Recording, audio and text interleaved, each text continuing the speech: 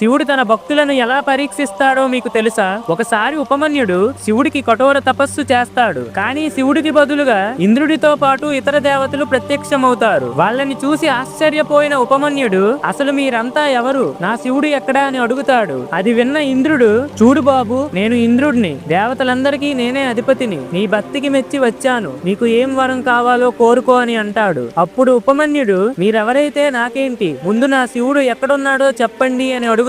అది విన్న ఇంద్రుడు, శివుడు దేవతలందరికీ దూరంగా వెళ్లిపోయి ఒక పిశాచిలా శ్మశానాల్లో తిరుగుతున్నాడు, నీవు శివుడి కోసం తపస్సు చేసి ఏం లాభం లేదు అని చెప్తాడు. ఇదంతా విన్న ఉపమన్యుడికి చాలా కోపం వచ్చి, నా తపస్సుని భగ్నం చేసిందే కాకుండా నా శివుణ్ణి పిశాచి అంటావా, నీకు ఎంత ధైర్యం అని చెప్పి పక్కనే ఉన్న బూడిదను తీసి ఒక మంత్రాన్ని జపించి ఇంద్రుడి మీదకి ఒక అఘోరాస్త్రాన్ని వదులుతాడు. వెంటనే ఇంద్రుడి రూపంలో ఉన్న శివుడు తన నిజ రూపానికి వచ్చి, నిన్ను పరీక్షించడానికే ఈ రూపంలో వచ్చాను అని చెప్పి శివుడు ఉపమన్యుడికి పాల సముద్రంతో పాటు ఈ రోజు నుంచి శివపార్వతులకు కొడుకుగా ఉండే అర్హతను కూడా ఇస్తున్నాను అని ఆశీర్వదిస్తాడు. ఫ్రెండ్స్, ఓం నమః శివాయ అని కామెంట్ చేయండి.